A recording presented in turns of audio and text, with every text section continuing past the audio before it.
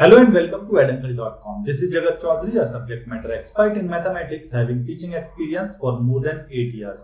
और इस सीरीज में IIT JAM बायोटेक्नोलॉजी के बारे में हम लोग कवर कर रहे हैं सारी टॉपिक्स को। क्विक रिवीजन है ये और क्विक समरी ये कह सकते हैं आप for IIT JAM biotechnology mathematics वाले पोर्शन की। तो ये पार्ट 6 है इस सीरीज का, जिसमें आज हम लोग डिस्कस करने वाले हैं एक और इम्पोर्टेंट टॉपिक आपके IIT JAM की प्रिपरेशन के लिए। यहाँ पर मैं आपको कुछ प्रीवियस ईयर क्वेश्चंस कराऊंगा और साथ के साथ कुछ एक्सपेक्टेड क्वेश्चन भी इस सीरीज में कराने वाला हूँ। एंड तक वीडियो को देखिएगा क्योंकि आपके लिए एंड में एक्सरसाइज क्वेश्चंस भी हैं। इन क्वेश्चंस को आप खुद से ट्राई कीजिएगा और देखिए कि आप कितना सीख पाते हैं। यहाँ पर पहले मैं आपको एक क्विक रिवीजन कराऊंगा, हर एक टॉपिक को पहले समझाऊंगा और उसके बाद हम उस पर क्वेश्चंस करना स्टार्ट करेंगे। बात करते हैं इस टॉपिक की जिसमें आज हम लोग डिस्कस करने वाले हैं मैट्रिसेस और डिटर्मिनेंट। राइट, ये दो टॉपिक बेसिकली आज हम लोग जो है डिस्कस करेंगे। मैं आपको डिटरमिनेंट और मैट्रिक्स के बारे में कुछ बातें बताऊंगा, क्विक रिव्यू दूंगा क्योंकि आप जानते हैं चीजों के बारे में। राइट, तो जैसा कि आप जानते हैं इंपॉर्टेंट टॉपिक्स की अगर बात की जाए तो मैट्रिक्स और डिटरमिनेंट में दोनों ही इंपॉर्टेंट चीजें हैं और इनमें से एक क्वेश्चन आता है।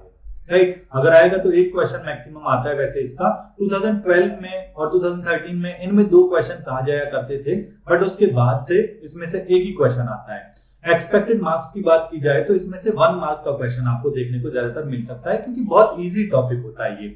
डिफिकल्टी लेवल इजी ही है ये, ठीक है ना। इसके डिफिकल्टी लेवल की बात की जाए तो इजी लेवल होता है इसका, और बहुत ज्यादा हुआ तो मॉडरेट लेवल का क्वेश्चन होगा। बहुत ज्यादा हाई लेवल या हाई लेवल इसमें से नहीं होता है। बहुत सिंपल सी चीज होती है। आप जानते हैं कि कलेक्शन के ऊपर हम लोग बात कर रहे होते हैं और उसको हम सॉल्व करते हैं। चलिए जी, तो अभी पहले हम मैट्रिक्स के बारे में थोड़ा सा डिस्कशन करते हैं। मैट्रिक्स क्या होता है आप जानते हो। मैट्रिक्स होता है कलेक्शन किया जाता है कुछ नंबर्स का और उन्हें फिर अरेंज करते हैं, एक रेगुलर अरेंजमेंट देते हैं रो और कॉलम की फॉर्म में। इसे आप किसी भी तरह से जो है रिप्रेजेंट कर सकते हैं। कुछ लोग ऐसे करते हैं ये वाले ब्रैकेट्स का, और आप चाहें तो ये वाले ब्रैकेट्स के अंदर भी लिख सकते हैं। राइट, तो मैट्रिक्स के अंदर कुछ एलिमेंट्स होते हैं और वो वेल अरेंज्ड होते हैं। पहले वाला आप जानते हैं मैट्रिक्स एलिमेंट AIJ से रिप्रेजेंट किया जाता है। AIJ लिखते हैं आप मैट्रिक्स एलिमेंट के लिए, जो कि मतलब क्या होता है ith रो jth कॉलम का एलिमेंट। फर्स्ट एलिमेंट A11, अगला एलिमेंट A12, उससे अगला element first row third column का एलिमेंट। सिमिलरली अब नीचे second row first column, second row second column, second row third column. Right, similarly ऐसे करते करते करते हम कितने भी ऑर्डर की आपको मैट्रिक्स गिवन हो सकती है उसके हिसाब से काम करते हैं। मैट्रिक्स का अपना खुद का क्या होता है, एक ऑर्डर होता है। इसमें कुछ रो होती हैं और कॉलम होते हैं। रो बाय कॉलम, ये बाय निशान जो है मल्टीप्लिकेशन नहीं है। रो बाय कॉलम मैट्रिक्स के उसे लिखा जाता है ऑर्डर ऑफ दैट मैट्रिक्स। किसी भी मैट्रिक्स के ऑर्डर की बहुत इंपॉर्टेंस है। उसी के हिसाब से आप बता सकते हैं कि एडिशन होगा या नहीं होगा। भाई एडिशन से आंसर क्या मिलेगा, दो मैट्रिक्स का मल्टीप्लिकेशन हो सकता है या नहीं हो सकता है, उससे आंसर क्या मिलेगा, ये सब चीजें बहुत इंपॉर्टेंट है। ठीक है ना। चलिए, तो किसी भी मैट्रिक्स का अपना एक ऑर्डर होता है जिसमें नंबर ऑफ रो और नंबर ऑफ कॉलम्स के हिसाब से हम उसे बताते हैं। एक होता है हमारे पास मैट्रिक्स एलिमेंट जिसे स्मॉल aij से रिप्रेजेंट करते हैं, जो कि आपको बताता है ith रो और jth कॉलम के एलिमेंट को। उसके बाद आगे बढ़े तो हम लोग जानते हैं एडिशन की बात कर लेते हैं। चलो, अगर मैं दो मैट्रिक्स के एडिशन और सब्ट्रैक्शन की बात करूं तो आप जानते हो एडिशन एंड सब्ट्रैक्शन दोनों सिंपली हो जाते हैं ना, डायरेक्ट हो जाते हैं कॉरस्पॉन्डिंग एलिमेंट्स के हिसाब से। तो एडिशन एंड सब्ट्रैक्शन इजीली आप करते हैं। A प्लस या माइनस B अगर मैट्रिक्स में करना हो तो आप कॉरस्पॉन्डिंग एलिमेंट्स को प्लस और माइनस करते हैं। और मान लीजिए A मैट्रिक्स का ऑर्डर कुछ भी m बाय n था, भाई A के अंदर m रो n कॉलम थे, तो ऐड और सब्ट्रैक्ट होने के लिए मैट्रिक्स B के अंदर भी m रो और n कॉलम होने चाहिए। ये याद रहे, ऑर्डर सेम होता है तभी आंसर मिलता है, और जो आंसर मिलेगा वो भी m रो और n कॉलम का मिलता है एडिशन और सब्ट्रैक्शन में, है ना। Basic rule. अब है मल्टीप्लिकेशन भी दो टाइप का है। मल्टीप्लिकेशन किसी नंबर से करते हो मैट्रिक्स का, तो आप जानते हो किसी नंबर से मल्टीप्लाई करते हो मैट्रिक्स को तो नंबर हर एक एलिमेंट के साथ मल्टीप्लाई हो जाता है ना। मैं इसका एक एग्जांपल दे देता हूं आपको, एडिशन सब्ट्रैक्शन मल्टीप्लिकेशन स्केलर वाला सब कुछ मिला के। जैसे कि मान लीजिए मुझे करना है 2 टाइम्स 3 4 -1 8, इसमें ऐड करना है मुझे 1 5 2 1 और सब्ट्रैक्ट करना है मुझे 2 8 0 -5। इस मैट्रिक्स को सब्ट्रैक्ट करना है तो आप क्या करेंगे, पहली बात तो जो 2 नंबर है वो स्केलर मल्टीप्लीकेशन है ना, तो इस 2 को मैट्रिक्स के हर एक एलिमेंट के साथ अंदर मल्टीप्लाई किया जाएगा। तो ये पहले 2 अंदर चला गया सभी के, तो कितना मिलेगा, यहाँ हो गया 6, अगले क्या हो गया, यहाँ पर हो गया 8, आगे क्या हो गया -2 और यहां पर आ गया 16। उसके बाद आपको मैट्रिक्स में ये वाली मैट्रिक्स को ऐड करना है और ये वाले के एलिमेंट्स को सब्ट्रैक्ट करना है। तो आप कॉरस्पॉन्डिंग एलिमेंट देखें ना जी, ये वाले एलिमेंट में ये वाला एलिमेंट ऐड होगा और इस जगह पर ये वाला एलिमेंट सब्ट्रैक्ट होगा। समझ गए आप बात को? तो मेरे पास क्या मिला, 6 + 1 - 2। ये हो गया हमारा मैट्रिक्स, इसमें एडिशन और सब्ट्रैक्शन और स्केलर मल्टीप्लिकेशन मैंने ले लिया। आगे क्या होगा, 8 + 5 - 8 होगा, राइट, -2 + 2 और 0 हो गया, और 16 + 1 माइनस प्लस हो गया। देखो ये माइनस है और यहाँ एक और माइनस है, जब अंदर जाएगा तो माइनस प्लस हो जाएगा। ये आपका आंसर है। तो इससे कितने ऑर्डर की मैट्रिक्स मिलती है, मैंने बताया था ना ऊपर, m/n ऑर्डर की ही आपको मैट्रिक्स मिलती है जी। कितना, -6, 5, 0 और 22। ये आपके पास आंसर आ गया, जो कि 2/2 की ही एक मैट्रिक्स है, राइट। अरे ये 12 नहीं था, 6 + 1 7 माइनस वेट मैंने 12 ले लिया तो 5 आ गया ये प्लस का, सॉरी, ओके वो मुझे 12 दिखा। तो ये हमने इतना सॉल्व कर दिया, ठीक है। अच्छा, अब इसके आगे हम लोग बात करते हैं, इसके आगे हम डिस्कशन करते हैं क्वेश्चन से, कि आपको मान लीजिए कोई 2 मैट्रिक्स दे रखी हैं, अल्फा और बीटा, इसके अंदर कुछ एलिमेंट्स हैं, और इन मैट्रिक्स के बारे में क्या क्या बताया आपको, कि ये मैट्रिक्स सिमेट्रिक और नॉन इनवर्टिबल हैं। अब इनके बारे में और थोड़ा सा जान लिया जाए। देखो, आपके पास एक होती है सिमेट्रिक मैट्रिक्स, याद है आपको, बिल्कुल याद होगा। सिमेट्रिक मैट्रिक्स क्या होती है, एक ऐसी मैट्रिक्स जिसका ट्रांसपोज ले जाने पर सेम वही ए मैट्रिक्स बन जाए। और एक होती है स्क्यू सिमेट्रिक मैट्रिक्स, एक ऐसी मैट्रिक्स जिसमें ट्रांसपोज किए जाने पर पहले ओरिजिनल मैट्रिक्स का, यानी कि पहले वाली का -a बन जाए। इनवर्टिबल, इनवर्स एग्जिस्ट करता है। इनवर्टिबल होने के लिए किसी भी मैट्रिक्स का डिटरमिनेंट जो है वो नॉन जीरो होना चाहिए। अगर इनवर्स एग्जिस्ट करता है तो डिटरमिनेंट नॉन जीरो होना चाहिए उस मैट्रिक्स का, वरना अगर डिटरमिनेंट जीरो आ गया तो आप उस मैट्रिक्स का इनवर्स नहीं निकाल सकते, एग्जिस्ट ही नहीं करता है वो, राइट। चलिए, तो इस पर और एक चीज देखते हैं, मैट्रिक्स मल्टीप्लिकेशन। आप अगर किसी एक मैट्रिक्स ए है जो कि उसका ऑर्डर है मान लीजिए m/n, यानी कि इसके अंदर m रो n कॉलम है, इसे मल्टीप्लाई आप कर सकते हैं किसी बी मैट्रिक्स से, लेकिन जरूरी है उसका ऑर्डर n/समथिंग हो, मतलब ये जरूरी है सेम होना। पहली वाली मैट्रिक्स के नंबर ऑफ कॉलम सेम होने चाहिए दूसरी वाली मैट्रिक्स के नंबर ऑफ रो से, बाकी चाहे कुछ भी हो, बाकी सेम हो ना हो कोई फर्क नहीं पड़ता, ये सेम होंगे तो आपको आंसर मिलता है वो m/p ऑर्डर की एक मैट्रिक्स मिलती है। याद होगा ना आपको कि इसका जरूरी है स्केलर, अगर ये दोनों मैट्रिक्स आपस में मल्टीप्लाई करनी है तो दो मैट्रिक्स को मल्टीप्लाई होने के लिए उनके ऑर्डर के बीच ये वाली चीज होना जरूरी है, वरना मैट्रिक्स मल्टीप्लाई नहीं की जा सकती, ठीक। तो n से n आप इस तरह याद रखें कि n से n उड़ा दिया, m/p का आंसर बचता है। चलिए क्वेश्चन देखते हैं। Alpha beta be 2 real numbers और मैट्रिक्स दे रखी है alpha alpha -1 beta, symmetric matrix है। अभी मैंने आपको बताया सिमेट्रिक मतलब ट्रांसपोज लेने पर सेम रहेगी। तो देखो अल्फा अल्फा -1 बीटा, इसका अगर मैं ट्रांसपोज कर दूं और इसी के बराबर रखूं इसे खुद के, तो क्या मिलेगा ट्रांसपोज करने पर, मतलब रो को कॉलम में, कॉलम को रो में इंटरचेंज करते हैं। जो रो में लिखा हुआ है ना, जैसे अल्फा -1 आपको कॉलम में दिख रहा होगा, ये कॉलम वाला रो में चला जाएगा, अल्फा -1। दूसरा कॉलम क्या है, जैसे अल्फा बीटा, तो वो रो में आ गया। रो को कॉलम, कॉलम को रो में बदल देते हैं ट्रांसपोज करने पर। मैट्रिक्स आपस में इक्वल है, कोएफिशिएंट्स इनके कॉरस्पॉन्डिंग एलिमेंट्स कंपेयर किए जा सकते हैं।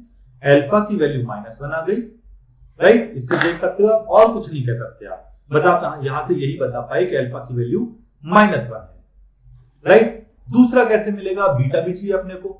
बीटा मिलेगा हमें क्योंकि हमें ये दिया हुआ है this matrix is non invertible. देखो सिमेट्रिक का तो हमने यूज कर लिया कि A ट्रांसपोज A के बराबर है। नॉन इनवर्टिबल मतलब इस मैट्रिक्स की डिटरमिनेंट वैल्यू जीरो नहीं होगी, जीरो होगी, नॉन इनवर्टिबल होगी, है ना। तो कितना मिलेगा, मैट्रिक्स क्या है, अल्फा अल्फा -1 बीटा, इसकी डिटरमिनेंट वैल्यू को जीरो किया जाए, जरा देखें क्योंकि इनवर्स एग्जिस्ट नहीं कर रहा, तो -1 बीटा ऐसा मिल गया इज इक्वल टू 0। आप करते हैं डिटरमिनेंट सॉल्व, कितना मिला आपको माइनस बीटा और यहां से मिला आपको माइनस और ये हो गया 1 इज इक्वल टू 0। तो बीटा कितना आ गया आपके पास, यहां से बीटा की वैल्यू आप देख पा रहे हो माइनस बीटा -1 यानी कि बीटा की वैल्यू आ गई -1 बीटा -1 अल्फा -1 ओवरऑल -2 हो गया सॉल्यूशन, राइट, हो गया सॉल्यूशन इसका। तो इस तरह से कर लेना था हमें, और कोई इसमें बहुत बड़ी बात तो है नहीं, सिंपल क्वेश्चन था अपना, राइट। चलिए जी आगे बढ़ते हैं। इसमें अगला पार्ट क्या है क्वेश्चन का, ये कहता है मैच द फॉलोइंग टाइप, ठीक है, ए कॉलम को बी कॉलम से मैच करना है कि क्या क्या कब कब इनमें से ट्रू होता जाता है। सिमेट्रिक मैट्रिक्स, पेन पेपर भी उठाने की जरूरत नहीं पड़ेगी आपको, देखना जरा मैं आपको सिखाता हूं। सिमेट्रिक मैट्रिक्स मतलब उस मैट्रिक्स में अगर मैं ट्रांसपोज ले लूं तो वापस से ए बन जाए, वो सिमेट्रिक कहलाती है। डायगोनल मैट्रिक्स क्या होती है, उसके डायगोनल एलिमेंट्स कुछ होते हैं, कुछ भी नो प्रॉब्लम, कुछ होते हैं, पर जो नॉन डायगोनल एलिमेंट है ना वो सभी 0 होते हैं। डायगोनल वाले कुछ भी हो सकते हैं, हमें उनसे कोई लेना देना नहीं है, राइट। A11, A22, A33 ये वाले एलिमेंट कुछ भी हो, नो प्रॉब्लम, चाहे सेम है सेम नहीं है कोई दिक्कत नहीं, चाहे 0 भी हो वो भी चलेगा, लेकिन नॉन डायगोनल पक्का 0 पक्का। तो तीसरा क्या होता है, स्क्यू सिमेट्रिक। अगर किसी मैट्रिक्स का मैं रो कॉलम रो में चेंज करूं तो -a के बराबर आ जाए, A transpose is equal to -a। चलो एक एक करके देखते हैं इसमें से क्या क्या हो रहा है। पहले वाले पर आ जाते हैं, क्या ये मैट्रिक्स सिमेट्रिक मैट्रिक्स है? सिमेट्रिक के लिए क्या होना चाहिए था, सिमेट्रिक के लिए ट्रांसपोज करने पर सेम आना चाहिए था, नहीं आएगा ना। 1 - 1 जब जगह बदलेंगे तो गलत हो गया, इसका मतलब है ये सिमेट्रिक नहीं है, नॉट सिमेट्रिक। दूसरा, क्या ये सिमेट्रिक हो सकती है? नहीं, क्यों? क्योंकि इसका ट्रांसपोज लेने पर 0 यहां और 1 यहां दिख रहा है मुझे, सेम नहीं है, पहले वाले में और इस वाले में अंतर है। हाँ, इसका अगर मैं ट्रांसपोज करता हूं तो बिल्कुल सेम बनती है, करके देखो। इसी मैट्रिक्स का मैंने ट्रांसपोज लगाया तो 1 0 0 -1 बात बन गई। इसका ट्रांसपोज सेम आ रहा है तो पी मैट्रिक्स की वैल्यू आगे हमें पता चल गई, पी वाले पार्ट की वैल्यू पता चल गई, सिमेट्रिक मैट्रिक्स थर्ड वाली है। आगे बढ़ते हैं, डायगोनल। मैंने क्या बताया था, डायगोनल मैट्रिक्स का मतलब है डायगोनल एलिमेंट के अलावा सभी 0 हैं, डायगोनल हो ना हो फर्क नहीं पड़ता। जैसा कि आप इसमें देख पा रहे हो फर्स्ट मैट्रिक्स में नहीं, देखो ये एलिमेंट जो डायगोनल के नहीं है वो 0 होने चाहिए थे, यहां नहीं है तो ये आंसर नहीं है। फर्स्ट वाली डायगोनल नहीं है, सेकंड वाली डायगोनल है क्या? नहीं है, राइट। थर्ड वाली है क्या? हाँ है, क्योंकि इसमें डायगोनल एलिमेंट्स को छोड़ करके, देख रहे हो आप, डायगोनल एलिमेंट्स को छोड़ करके बाकी सभी 0 हैं, डायगोनल हो ना हो से फर्क नहीं पड़ता। तो ये भी है, डायगोनल मैट्रिक्स कौन सी है? थर्ड वाली हमारी डायगोनल भी है, राइट। P और Q दोनों 3 से जाकर के मिलते हैं। आप वैसे तो इसमें ऑप्शंस अभी से ही देख सकते हैं कि P और Q दोनों 3 से केवल इसी में जाके मिल रहे हैं, लेकिन और तीसरा वाला देख लिया जाए, skew symmetric matrix. Skew symmetric मतलब उस मैट्रिक्स का ट्रांसपोज करने पर ओरिजिनल के माइनस टाइम्स आ जाए, तो ट्रांसपोज करना जरा इसका, ओरिजिनल के देखते हैं कि आती नहीं, 0 -1 और 1 0, माइनस साइन कॉमन ले लो, माइनस पूरे में से कॉमन ले लो, तो कितना बन रहा है? 0 1 -1 0, बिल्कुल बन गई जी, जो ओरिजिनल थी उसी के माइनस टाइम्स दिख गई।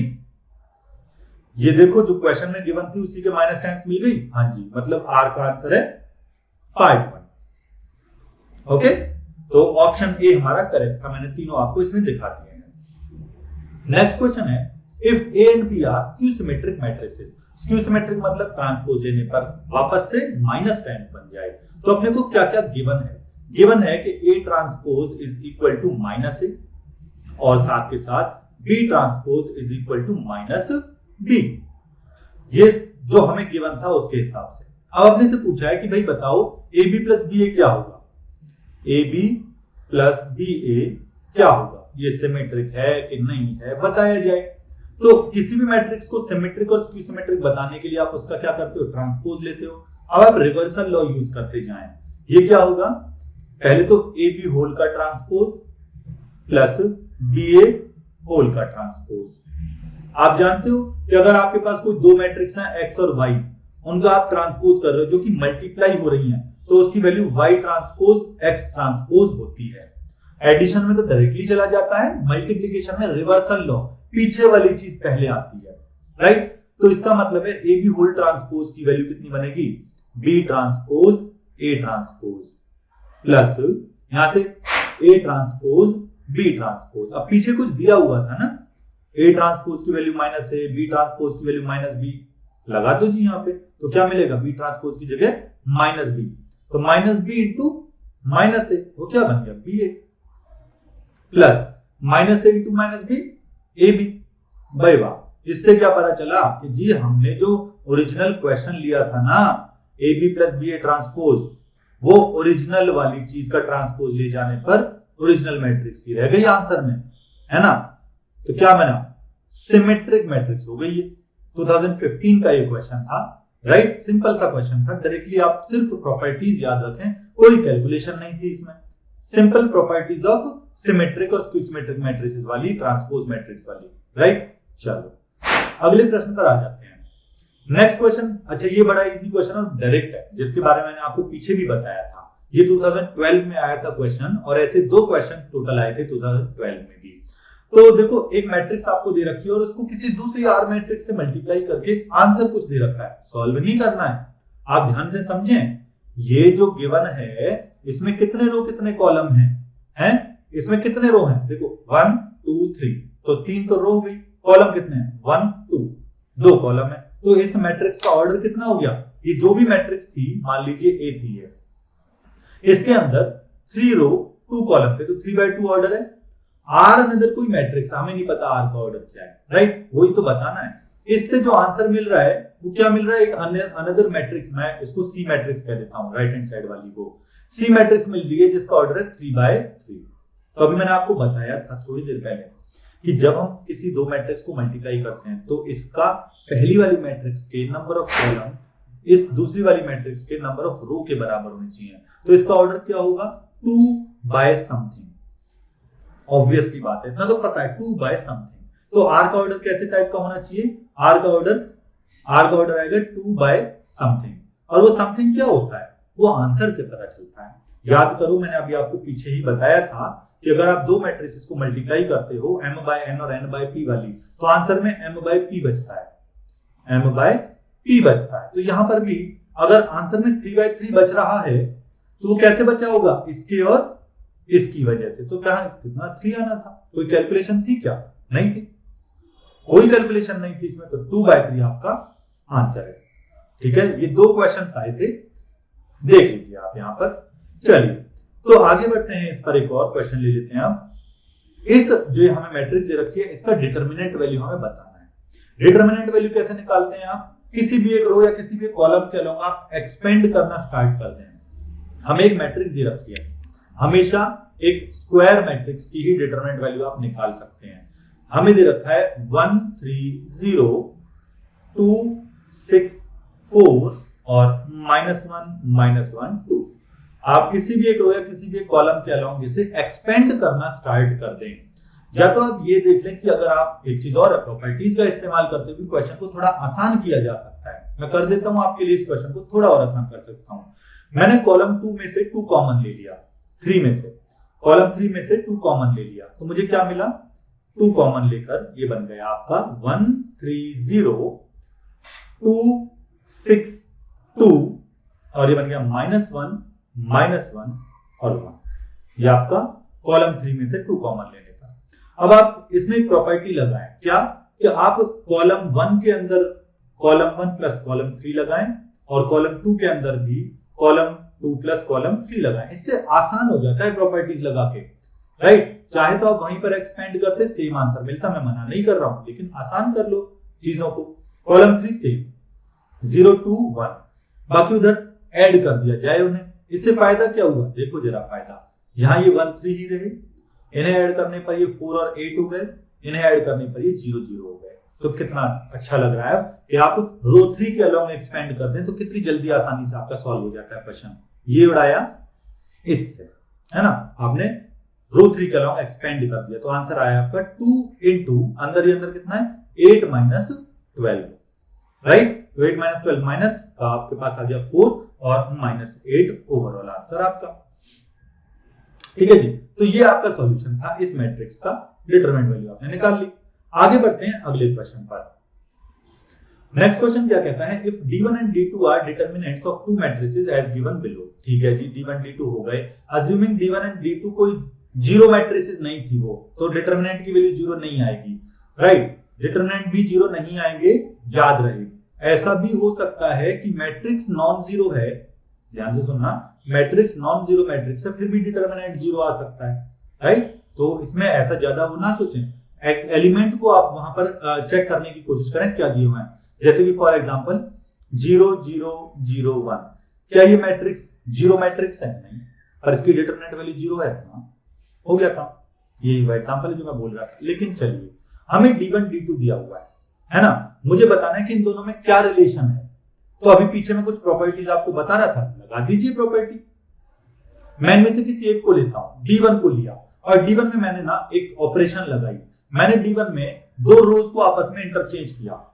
ठीक है, दो रो को आपस में अगर आप इंटरचेंज करेंगे तो बाहर एक माइनस साइन आ जाता है। तो मैंने कौन सी जो इंटरचेंज कर दी है, मैंने यहां पर रो 1 और रो 2 को इंटरचेंज कर दिया है जी। लिख देखिए, P Q R ऊपर आ गया और X Y Z नीचे आ गया। M N और P सेम रहा। मैं क्या कर रहा हूं यहां पर, इसके D2 के जैसा बनाने की कोशिश कर रहा हूं। इसके लिए जो ऑपरेशन लगेंगे वो लगाएंगे। ठीक है, अगला काम है इसमें आपको क्या करना है, ध्यान से देखो। इसमें अब हमारा काम है कि काश इन दोनों को भी कोई इंटरचेंज कर देता, राइट। अब हम नीचे वालों को भी इंटरचेंज कर देते हैं, रो 2 और रो 3 को भी। तो जैसे ही आप रो 2 रो 3 को इंटरचेंज करेंगे, M N P एक ऊपर चले जाएंगे, है ना, और X Y Z अपनी उस जगह पर आ जाएंगे जहां D2 में है। तो अब फायदा होगा, देखते हैं अभी क्या मिलता है। मैंने यहां पर आगे ऑपरेशन क्या लगाई है, मैंने रो 2 को इंटरचेंज किया है रो 3 से, तो फिर से एक और माइनस साइन आएगा, एक और माइनस माइनस माइनस हो जाता है प्लस। तो डिटरमिनेंट किसका, अब रो 1 सेम है, P Q R सेम है, M N और P और साथ के साथ X Y और Z नीचे आ गए। ये तो बन गई बात। X Y Z तो उसमें भी दिख रहा है नीचे, बिल्कुल है। लेकिन अभी भी एक छोटा सा फर्क है, उसकी रो 1 और रो 2 और इसकी रो 1 और रो 2 एक दूसरे से इंटरचेंज्ड है। तो लगा दो जी, अब फिर से एक बार और ऑपरेशन लगा दो, रो 1 इंटरचेंज्ड विद रो 2, तो क्या मिला, बाहर एक माइनस आ गया, ऊपर चला गया M N और P और नीचे आ गया P Q और R।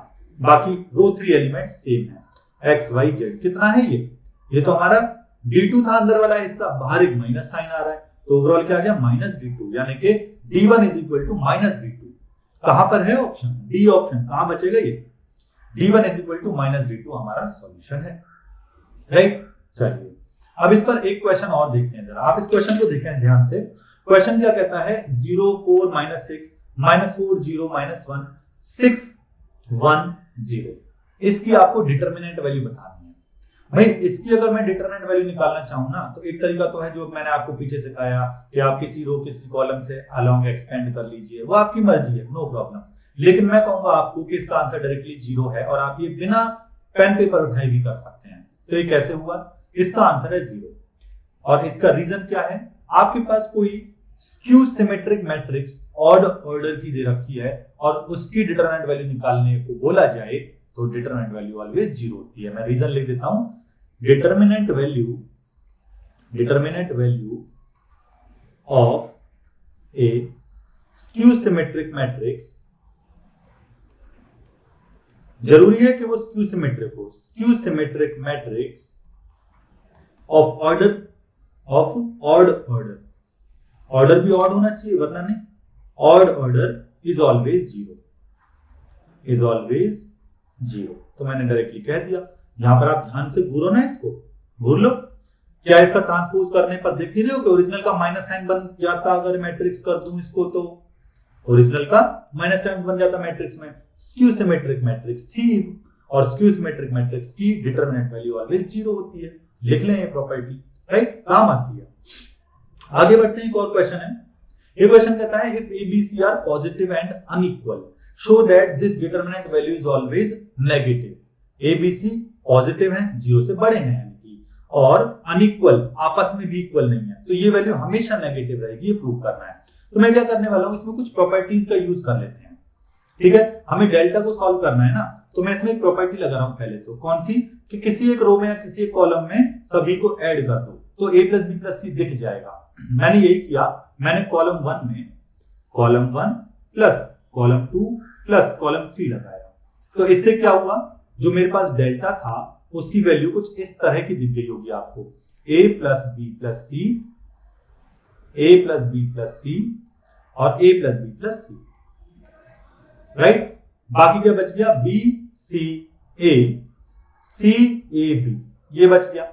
अब a plus B plus C column 1 में से कॉमन ले लिया जाए, कॉमन ले लिया जाए तो कितना बनेगा यहां पर आपके पास? ये बनेगा आपके पास delta is equal to a plus B plus C common और determinant value of 1 1 1 B C A और सी ए बी।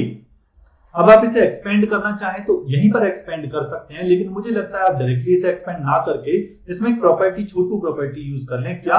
कि इसमें आप देख पा रहे हो कॉलम 1 के सभी एलिमेंट 1 1 1 है, तो क्यों ना किसी एक को छोड़ दें वैसा ही, और कॉलम रो वाइज इसमें एक ऑपरेशन लगा दें। रो 2 में मैं लगाता हूं रो 2 माइनस रो 1 एंड सिमिलरली रो 3 में भी ऑपरेशन लगाई रो 3 माइनस रो 1। इससे फायदा, बहुत बड़ा फायदा। कैसे? a plus B plus C times determinant of, देखो 1 b c, यहां क्या बना? 0 c माइनस b और a माइनस c। यहां है 0, यहां क्या है? a माइनस b और यहां है b माइनस c। ऐसा बन गया। अब डिटर्मिनेंट को एक्सपेंड करना ज्यादा आसान है। अब आप कर दीजिए इस के अलॉन्ग, ये छोड़ दिया, ये छोड़ दिया।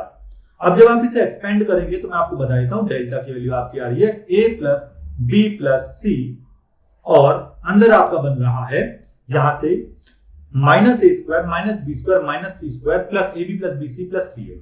राइट, तो मैं इसे लिख देता हूं minus A square minus B square minus C square plus A B plus B C plus C A. ऐसा बन रहा है। तो मैंने क्या किया, माइनस साइन अंदर से कॉमन ले लिया और 2 से मल्टीप्लाई डिवाइड कर दिया। देखो अभी इस जगह पर मैं नहीं कह सकता कि ये ऑलवेज नेगेटिव है या नहीं है, तो इसका मतलब मुझे फर्दर सिंप्लीफिकेशन की इसमें जरूरत है। तो डेल्टा की वैल्यू क्या है? मैंने माइनस कॉमन लिया और 2 से डिवाइड भी कर दिया, मल्टीप्लाई भी हुआ होगा अंदर, तो a plus B plus C whole upon 2 minus sign के साथ, और अंदर क्या बन गया? 2a square plus 2b square plus 2c square plus 2ab plus 2b minus 2ab minus 2bc minus 2ca। Right, ऐसा दिख गया आपको? राइट, चलिए एक सेकेंड इसको से साफ कर देते हैं। हो गया। अब देखें जरा, अब जरा परफेक्ट स्क्वायर बनाने की कोशिश करें। ये क्या है? 2a square. इसमें से इसे ऐसा लिख दूं a square plus a square, कोई फर्क थोड़ी पड़ रहा है। और इसी तरह b स्क्वायर में भी यही किया, इसी तरह c स्क्वायर में भी यही किया। तो a square plus b square minus 2ab, a square plus b square minus 2ab, a minus b whole square लिख दो जी। डेल्टा की वैल्यू क्या आई?